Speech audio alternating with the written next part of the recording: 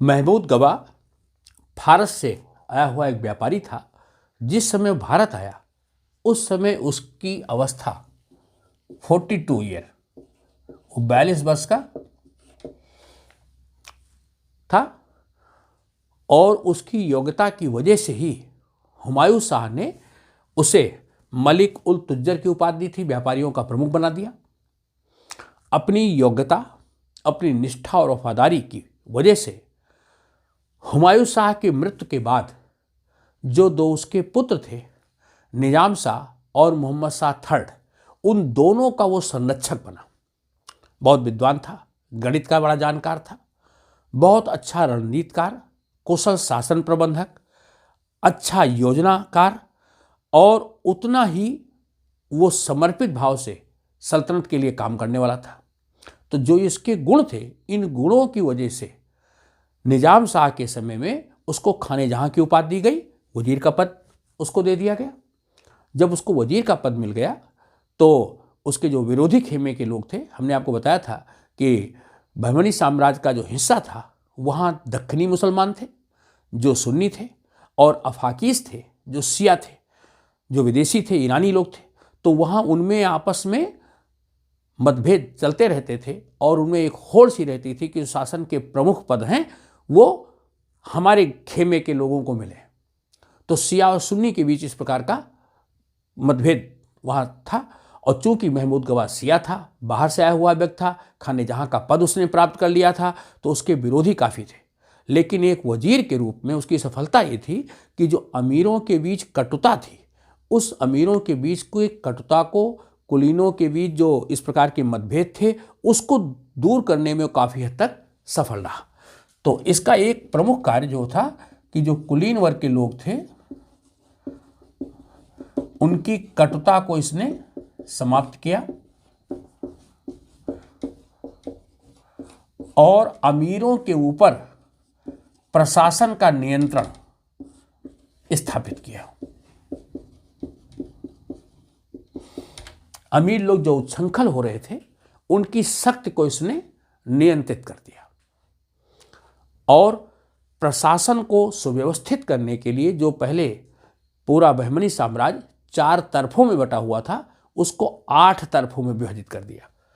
अब 8 तरफ हो गए, प्रशासनिक क्षेत्र छोटे हो गए, सफलतापूर्वक प्रशासन किया जाए तो प्रशासन की सुविधा के दृष्टि से इसको 8 तरफों में विभाजित कर दिया गया। प्रत्येक तरफ में जो एक किला था, मुख्य किला, उसको रखा गया। प्रत्येक तरफ में एक किले को मुख्य स्थान दिया गया और शेष जो किले थे उनको किलेदार के नियंत्रण में रखा गया।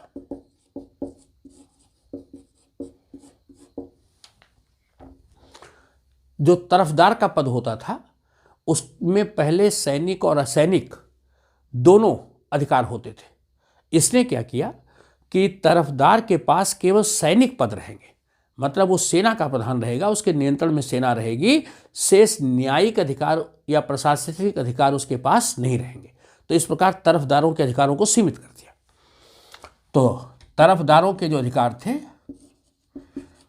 केवल सैनिक अधिकार रह गए।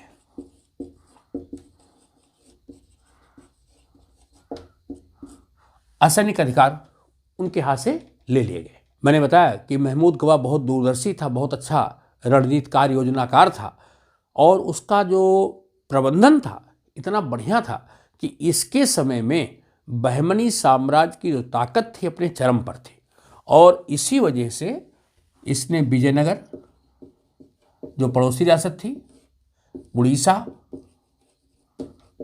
गोवा, दाभोल और कांची तक का क्षेत्र, विजयनगर साम्राज्य का हिस्सा था कांची, यहां तक उसने अपना साम्राज्य विस्तार कर लिया। अरब सागर में जो समुद्री लुटेरे थे उनके आतंक को इसने समाप्त किया,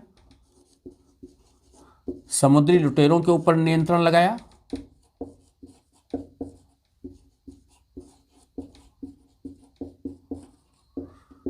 कोंकण तट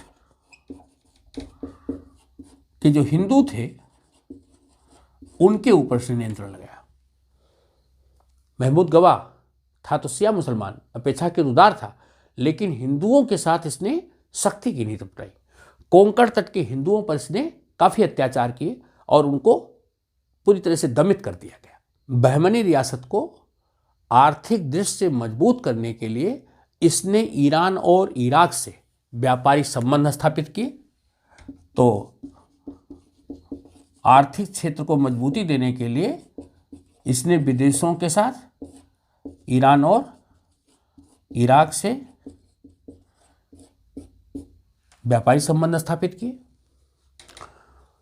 यद्यपि हिंदू धर्म के प्रति इसकी नीति कठोर थी, लेकिन इस्लाम के भी ऐसे शासक जो सल्तनत के लिए खतरा थे, उनके विरुद्ध भी कार्यवाही करने से इसने संकोच नहीं किया। मालवा का सुल्तान था महमूद खिलजी। महमूद खिलजी ये मालवा का शासक था। महमूद खिलजी को पराजित करने के लिए इसने गुजरात के शासक का साथ लिया और महमूद खिलजी को इसने पराजित किया। तो गुजरात के शासक की मदद से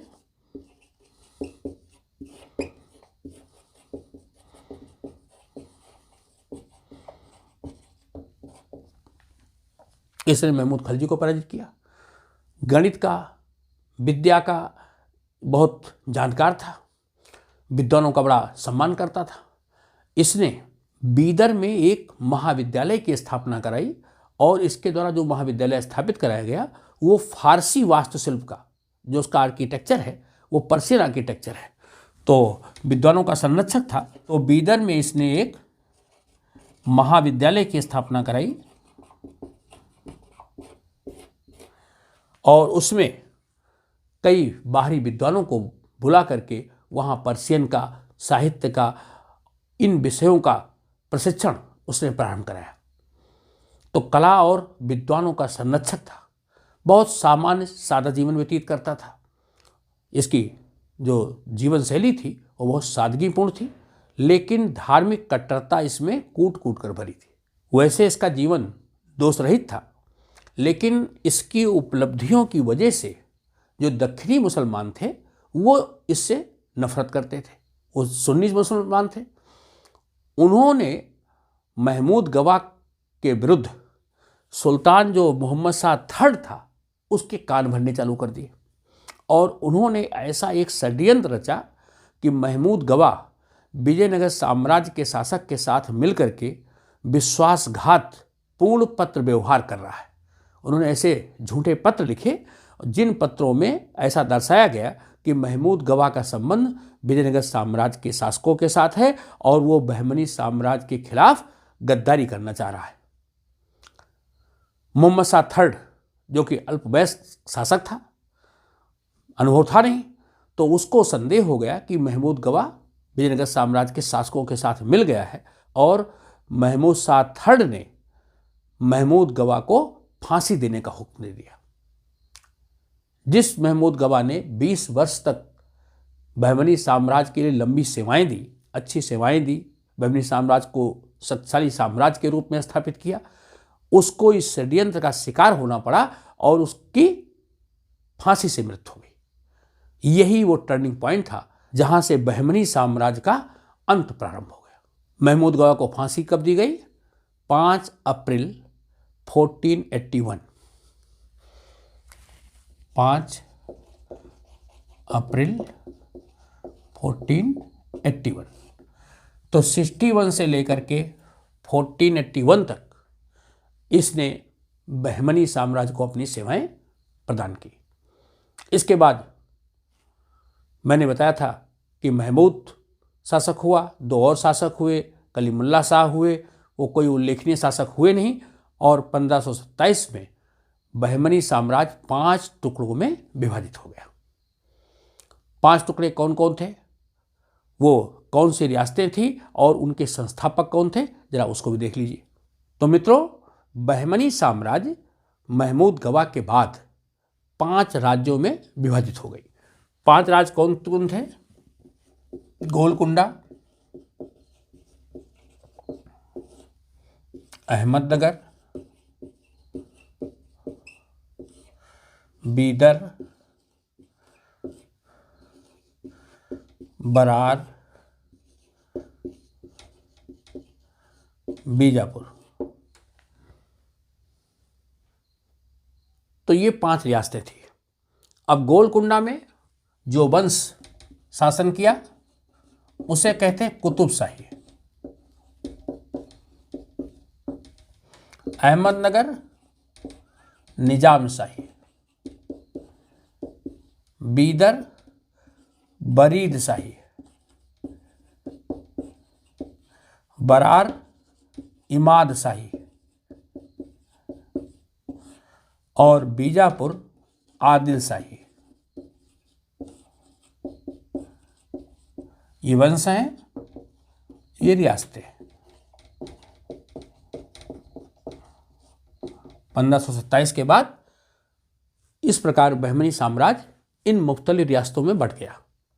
मित्रों, जो ये रियासतें स्वतंत्र हुई उसमें सबसे पहली रियासत स्वतंत्र होने वाली थी बीजापुर, 1489, अहमदनगर 1490, बरार 1490। तो पहली रियासत बीजापुर, उसके बाद गोलकुंडा 1512 और बीदर 1526। इन वर्षों में ये रियासतें आज़ाद हो गई। और इनके संस्थापक कौन थे उसको भी जरा देखिए। गोलकुंडा, जिसको हम कुतुबशाही वंश के नाम से जानते हैं, मोहम्मद कुली कुतुब शाह, मोहम्मद कुली कुतुब शाह के द्वारा स्थापित की गई। ये वही कुली कुतुब शाह हैं जिन्होंने गोलकुंडा दुर्ग का निर्माण कराया, हैदराबाद शहर की स्थापना कराई, 4 मीनार का निर्माण कराया। तो कुली कुतुब शाह ने गोलकुंडा रियासत की स्थापना की। अहमदनगर के संस्थापक थे अहमद बाहरी, जिन्होंने निजामशाही की स्थापना की। अहमद बाहरी इसके संस्थापक थे।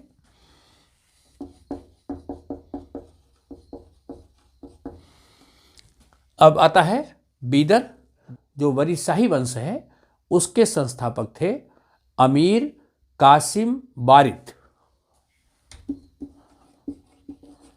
अमीर कासिम वारिद, या इनको कहते हैं वारिद अल मलिक।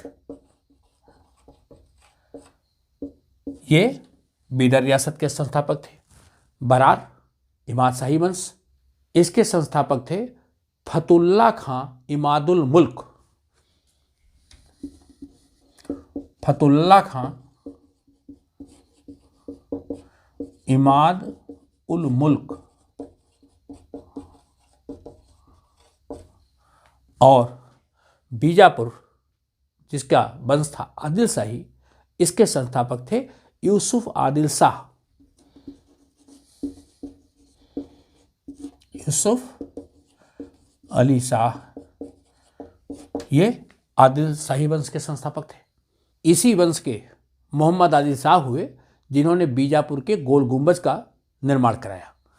तो जो गोल गुंबज है बीजापुर का, एशिया का सबसे बड़ा गुंबज के रूप में जाना जाता है, वो मोहम्मद आदिल शाह।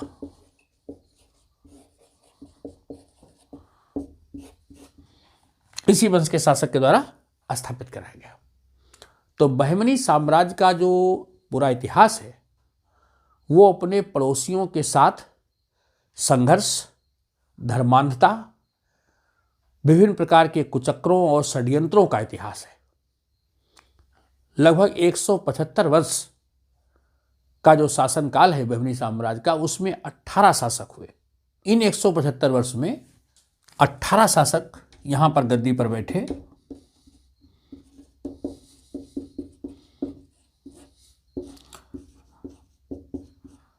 और इन 18 शासकों में से 12 शासक ऐसे थे जो अपनी मौत नहीं मरे।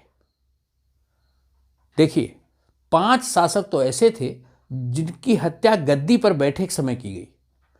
5 शासकों को गद्दी के नसीन होने के साथ ही मृत्यु का शिकार होना पड़ा।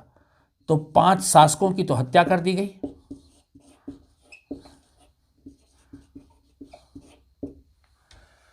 दो शासक ऐसे थे जिनको कि अंधा कर दिया गया।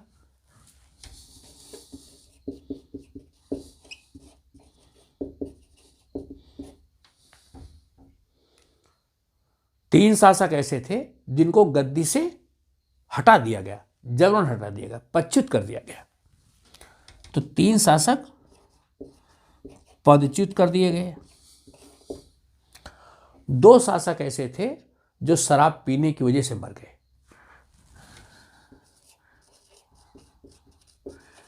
अत्यधिक मद्यपान की वजह से वो अपना समय पूरा नहीं कर पाए।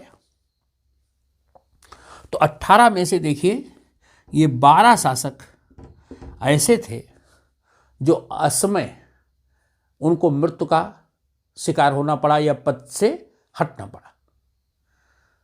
इस वंश के गिने चुने जो शासक ऐसे थे जिन्होंने शासन को भलीभांत संचालित किया। तो कुल मिलाकर के बहमनी साम्राज्य का इतिहास गृहयुद्ध, पड़ोसी रियासतों के साथ युद्ध, आपसी षड्यंत्रों, कुचक्रों, इनका इतिहास है। मित्रों, 1527 के बाद जब ये रियासतें 5 हिस्सों में बंट गई तो भी इनमें और इनके पड़ोसी रियासतों के साथ युद्ध चलते रहे। ये रियासतें आपस में भी उलझती रही और विजयनगर साम्राज्य के शासकों ने इनकी आपसी फूट का लाभ उठाते हुए इनको ही राम राय बार बार लड़वाता रहा। और अंत में जब इन्होंने इस बात को समझा तो संयुक्त होकर के इन्होंने विजयनगर साम्राज्य के ऊपर आक्रमण किया, जो एक बड़ा युद्ध हुआ, तालीकोटा का युद्ध, जिसमें विजयनगर साम्राज्य नष्ट हो गया और दक्षिण भारत की गोलकुंडा और बीजापुर जैसी रियासतें एक बड़ी रियासतों के रूप में उभरी। तो ये कुल इतिहास था बहमनी साम्राज्य की स्थापना से लेकर के उसके छोटी छोटी अन्य रियासतों में विभाजन तक का। आपको वीडियो कैसा लगा, आप अपनी प्रतिक्रिया भी देंगे, चैनल को लाइक था सब्सक्राइब भी करेंगे। महमूद गवाह का क्या योगदान था इसको विशेष रूप से पढ़ने की बात है, क्योंकि कई जो प्रतियोगी परीक्षाएं हैं उसमें महमूद गवाह के बारे में विस्तार से पूछा जाता है। धन्यवाद।